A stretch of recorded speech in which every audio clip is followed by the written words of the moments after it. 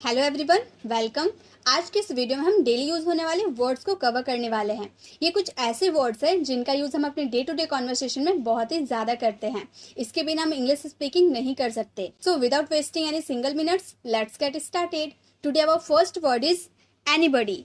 Anybody का Hindi meaning होता है कोई भी व्यक्ति। जैसे अगर आपको बोलना हो कोई भी व्यक्ति यहाँ आ सकता है, कोई भी व्यक्ति जा सकता है, तो कोई भी व्यक्ति के लिए हम कौन से वर्ड्स का यूज़ करेंगे? एनीबडी का यूज़ करेंगे। हमारा एग्जाम्पल है एनीबडी कैन डू इट।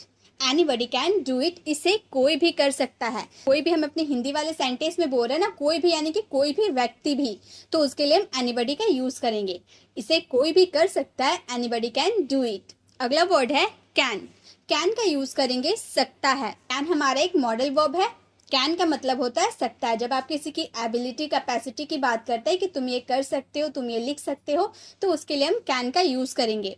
हमारा एग्जाम्पल है you can do it. You can do it, तुम ये कर सकते हो। तो जो आप कैन का यूज़ कर रहे हैं ना, इसका मतलब आप किसी की एबिलिटी को बता रहे, क्षमता को बता रहे कि तुम में ये करने की क्षमता है। तो हम बोलेंगे तुम ये कर सकते हो, you can do it. Could. Could का हिंदी मीनिंग होता है सका। कुड यानी कि सका। आई कुड स्टडी, मैं पढ़ाई कर सका। तो ये भी कुड भी हमारा मॉडल वर्ब है। जब आपके हिंदी वाले सेंटेंस में सका, पाया या फिर सकता था, ऐसे वाले सेंटेंस आएंगे, तो उसके लिए आपको कुड का यूज़ करना होता है। कुड का 3 हिंदी मीनिंग होता है सका, पाया, सकता था या फिर सकता है भी आप यूज़ कर सकते हैं। तो हम अगर बोलना चाहें आई कुड स्टडी, मैं पढ़ाई कर सका या फिर मैं पढ़ाई कर पाया। Next word is called. Called का हिंदी मीनिंग होता है बुलाया। मैंने उसे बुलाया, मैंने तुम्हें बुलाया। तो बुलाया वर्ड के लिए हम यूज करेंगे कॉल्ड का। ही कॉल्ड हिम, उसने उसे बुलाया। ही कॉल्ड मी, उसने मुझे बुलाया। ही कॉल्ड अस, उसने हमें बुलाया। तो इस तरह से आप अपने सेंटेंस को बना सकते हो। नेक्स्ट है इच। इच का यूज करेंगे हम प्रत्येक के सेंस में। जब आप बोलते हो ना प्रत्येक व्यक्ति यहाँ पे खड़े हो जाओ, प्रत्येक जूतों की कीमत इतने रुपए हैं, तो प्रत्येक जो आप हिंदी वाले सेंटेंस में बोल रहे हैं, प्रत्येक यानी कि सब, तो उसके लिए हम यूज करेंगे इच का। Each pen cost ₹5। प्रत्येक पेन की कीमत 5 रुपए है। इच पेन कोस्ट 5, प्रत्येक पेन की कीमत 5 रुपए है। मतलब जितने भी पेन लगे हुए हैं सभी की कीमत 5 रुपए है। तो हम इच के लिए यूज करेंगे प्रत्येक का। ठीक है गाइस, ए लेटर से स्टार्ट होने वाले एक वर्ड लिखकर कमेंट बॉक्स में जरूर रिप्लाई करें। नेक्स्ट है हमारा एवरी। एवरी का हिंदी मीनिंग होता है रोज। जब बोलते हैं ना मुझे रोज उठना चाहिए, मुझे रोज स्कूल जाना चाहिए, आपको रोज पढ़ाई करनी चाहिए, तो रोज के लिए हम यूज करेंगे एवरी का। आई गो एवरी डे, मैं रोज जाता हूँ। I go to school every day, मैं रोज स्कूल जाता हूँ। I go to tuition every day, मैं रोज ट्यूशन जाता हूँ। तो एवरी डे के लिए हम यूज करेंगे रोज का। अगला वर्ड है ईगर। ईगर का यूज करेंगे उत्सुक। जब आप कोई भी, जैसे आपके पापा आपके लिए गिफ्ट लाए तो आप बहुत उत्सुक हो जाते हो ना उसे खोलने के लिए, तो उत्सुक के लिए हम इंग्लिश वर्ड का यूज करेंगे ईगर का। आई एम ईगर, मैं उत्सुक हूँ। इस गिफ्ट को खोलने के लिए मैं उत्सुक हूँ। I M eager. ठीक है। नेक्स्ट है अर्ली। अर्ली का यूज करेंगे जल्दी। हमें जल्दी सुबह उठना चाहिए, हमें जल्दी रात में सो जाना चाहिए, हमें जल्दी अपने पढ़ाई को कंप्लीट करना चाहिए, अपने होमवर्क को कंप्लीट करना चाहिए। तो जल्दी के लिए आपको यूज करना है अर्ली का। एग्जाम्पल है वेक अप अर्ली, जल्दी जागो। वेक अप अर्ली, जल्दी जागो। अगला वर्ड है फर्स्ट। फर्स्ट का हिंदी मीनिंग होता है प्रथम। प्रथम, ठीक है। फर्स्ट यानी कि पहला या फिर प्रथम, जो भी आप बोल लो। ही इज फर्स्ट, वह प्रथम है। मतलब अपने क्लास में वह प्रथम आया है, फर्स्ट आया है। तो प्रथम के लिए आप क्या यूज कीजिएगा? फर्स्ट का। अगला वर्ड है फाइंड। फाइंड का हिंदी मीनिंग होता है प्राप्त करना। कुछ भी प्राप्त करना, जैसे आपकी कोई चीज खो गई है तो आपने उसे ढूंढ लिया, आपको वो मिल गया, प्राप्त कर लिया आपने, तो उसके लिए हम फाइंड का यूज करेंगे। फाइंड इट, इसे प्राप्त करो। गाइस, ये सारे बेसिक वर्ड्स हैं, लेकिन आप ही सोचो इसके बिना इंग्लिश स्पीकिंग इनकम्प्लीट है, तो इसे जानना बहुत ही जरूरी है। बी लेटर से स्टार्ट होने वाले एक वर्ड का आंसर आपको कमेंट बॉक्स में करना है। नेक्स्ट वर्ड है वन। वन मतलब एक पेन देना, एक पेंसिल देना, एक बुक देना। तो एक के लिए हम क्या यूज करेंगे? वन का यूज करेंगे। Give me one coffee please. Give me one coffee please, मुझे कृपया मुझे एक कॉफी दे।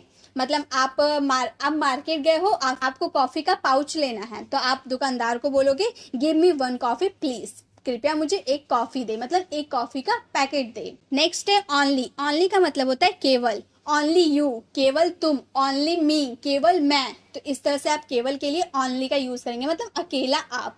ठीक है।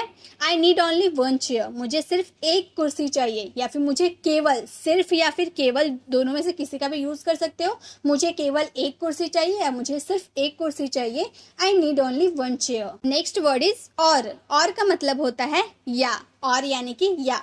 Do you want blue pen और white pen? Do you want blue pen और व्हाइट पेन? क्या आपको नीला पेन चाहिए या सफेद? मतलब दोनों में से एक, मतलब आपको कौन सा कलम चाहिए, नीला पेन चाहिए या सफेद? तो do you want blue pen और व्हाइट पेन। तो या जब आपके सेंटेंस में आपको बोलना हो ब्लू पेन या पेंसिल, बुक या कॉपी, जो भी आपको बोलना हो, या के लिए आपको और का यूज करना है। Next word is sad. Sad का मतलब होता है कहा। से का सेकेंड फॉर्म सैड होता है। से, सैड, सैड, सेकेंड और थर्ड फॉर्म सैड होता है। He said nothing to me, उसने मुझसे कुछ नहीं कहा। यह हमारा पास्ट इंडेफिनिट का सेंटेंस है। जब आपके सब्जेक्ट के बाद डायरेक्ट वीटो का यूज हो तो आप समझ जाएगा कि वो पास्ट इंडेफिनिट का सेंटेंस है। He said nothing to me, उसने मुझसे कुछ नहीं कहा। तो सैड मतलब कहा। Next word is some. Some का मतलब होता है कुछ। Do you have some money, क्या तुम्हारे पास कुछ पैसे हैं? Do you have some money, या फिर do you have some apples, क्या तुम्हारे पास कुछ एप्पल्स हैं?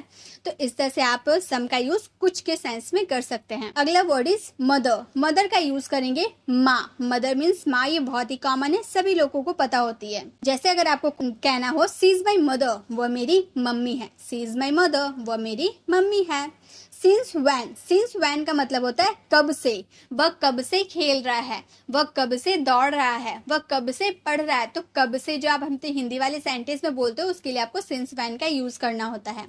Since when have you been sleeping. Since when have you been sleeping, तुम कब से सो रहे हो। Since when have you been sleeping. तो जब ये हम सिंस वैन हमारा एक तरह से WH फैमिली वर्ड्स है, ठीक है। नेक्स्ट है नो। नो मीन्स नहीं। नो, नो मीन्स नहीं। नो वे, बिल्कुल नहीं। जैसे आपने किसी को बोला कि चलो हम घूमने चलते हैं, आपका मूड नहीं है, तो आप क्या बोलेगा? नो वे, बिल्कुल नहीं। ऑफ। ऑफ का मतलब होता है का। स्टॉप थिंकिंग ऑफ हिम, उसके बारे में सोचना बंद करो। उसके बारे में सोचना बंद करो। नेक्स्ट है ऑन। ऑन का मतलब होता है पर। The children are jumping on the roof, बच्चे छत पर कूद रहे हैं। The children are jumping on the roof, बच्चे छत पर कूद रहे हैं। तो ऑन एक तरह से प्रीपोजिशन है गाइस, जिसका यूज जब आप किसी सरफेस को टच करते हुए कहीं रहते हो तो उसमें हम ऑन का यूज करते हैं। ये मैंने आपको प्रीपोजिशन में बहुत ही अच्छे से क्लियर किया है। अगर आप नहीं जानते तो हमारे प्रीपोजिशन वाली वीडियोस को विजिट कर सकते हैं, उससे आपको काफी हेल्प मिलेगी। Next word is to. To का यूज करेंगे को के सेंस में। I am going to Delhi, मैं कल दिल्ली जा रहा हूँ। I am go to Delhi, मैं कल दिल्ली जा रहा हूँ। तो टू का मतलब है को। नेक्स्ट है टू ईट। टू ईट का मतलब होता है खाने को। टू ईट मतलब खाने को। I have nothing to eat, मेरे पास खाने को कुछ नहीं है। I have nothing to eat, मेरे पास खाने को कुछ नहीं है।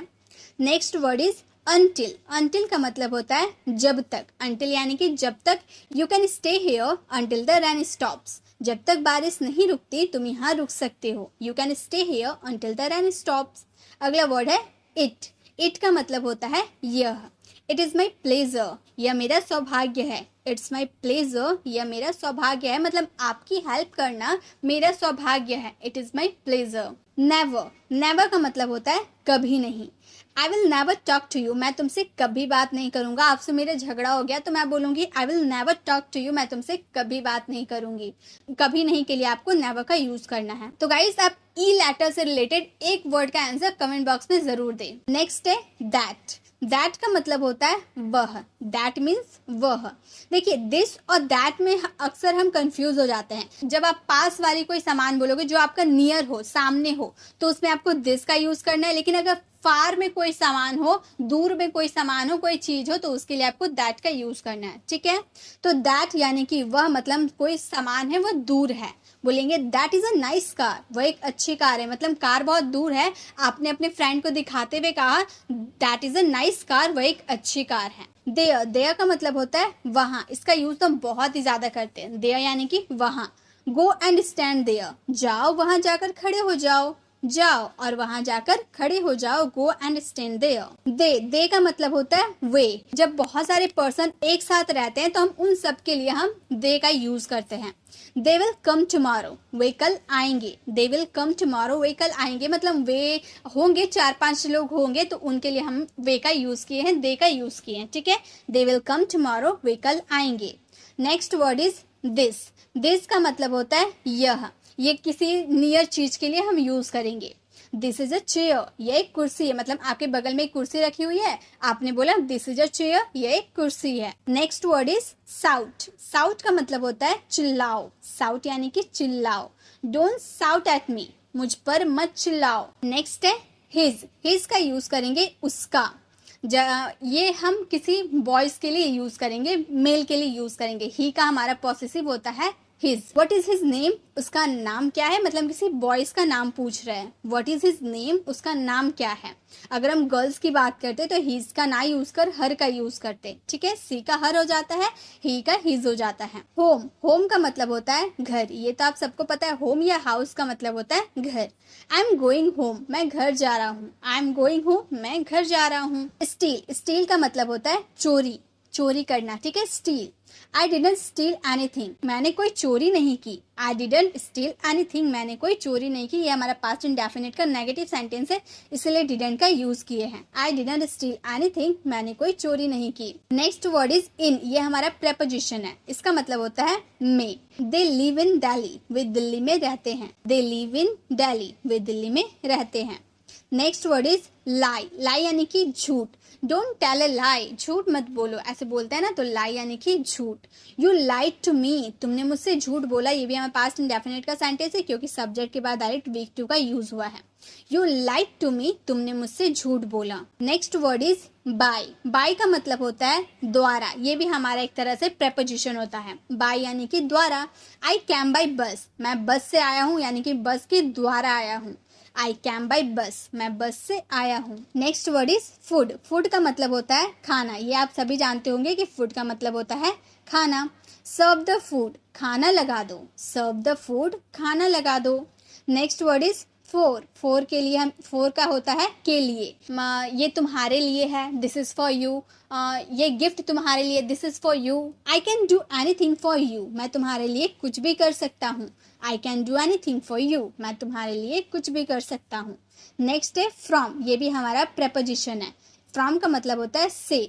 वेयर आर यू फ्रॉम, आप कहाँ से हो। वेयर आर यू फ्रॉम, आप कहाँ से हो। तो से के लिए आपको फ्रॉम का यूज करना है। Next word is have. Have का मतलब होता है पास होना, कोई चीज का पास होना, यानी कि हैव का यूज करेंगे, हमारा हेल्पिंग वर्ब है, ठीक है। आई हैव 2 चेयर, मेरे पास 2 कुर्सियां हैं। आई हैव 2 चेयर, मेरे पास 2 कुर्सियां हैं। नेक्स्ट है थ्रू। थ्रू का मतलब होता है के माध्यम से। थ्रू, जैसे कि खिड़की के माध्यम से बॉल बाहर चली गई, तो माध्यम मतलब थ्रू द विंडो, इस तरह से थ्रू मतलब के माध्यम से। He ran a hand through his hair, उसने अपने बालों में हाथ मारा, मतलब बाल उसके बिखरे हुए थे तो उसने हाथों से अपने बाल को हटाया, तो थ्रू का यूज करेंगे के माध्यम के सेंस में। He ran a hand through his hair. Next है एज। एज का यूज करेंगे जैसे के सेंस में। Do as you are told, जैसा बोला है वैसा करो। Do as you are told. Next है एट। एट का मतलब होता है पर। ही इज एट होम, वह घर पर है, मतलब घर के किसी भी पार्ट में हो सकता है। ही इज एट होम, वह घर पर है। बी। बी का मतलब होता है होना, मतलब किसी चीज का होना, यानी कि बी। बी पंक्चुअल, समय के पाबंद रहो, मतलब समय के पाबंद बने रहो, ऐसे हम सेंटेंस बोल रहे हैं। बी पंक्चुअल, समय के पाबंद रहो। नेक्स्ट है बट। बट यानी कि लेकिन। बट यानी कि लेकिन। बट आई डोंट नो, लेकिन मैं आपको नहीं जानता हूँ। You know but I don't know, आप मुझे जानते हो बट मैं आपको नहीं जानता हूँ। एक वर्ड आपके लिए गाइस, आप जी लेटर से रिलेटेड एक वर्ड का आंसर कमेंट बॉक्स में जरूर दें। Next word is what. What का मतलब होता है क्या। व्हाट मीन्स क्या। What is your phone number, आपका फोन नंबर क्या है, या फिर what is your name. What are you doing, इस तरह से हम व्हाट का यूज करते हैं ना जब आपको हिंदी वाले सेंटेंस में क्या आता है, तो व्हाट यानी कि क्या। वर। वर यानी कि थे, ये हमारा हेल्पिंग वर्ब है। वी वर प्लेइंग, हम खेल रहे थे। वी वर प्लेइंग, हम खेल रहे थे। वी का मतलब होता है हम या फिर हम लोग। जब आप एक से ज़्यादा पर्सन होते हो और तब आप उसमें मे का यूज़ ना करके हम का यूज़ करते हैं, तो वी यानी कि हम। We will party tonight, हम आज रात पार्टी करेंगे। We will party tonight, हम आज रात पार्टी करेंगे।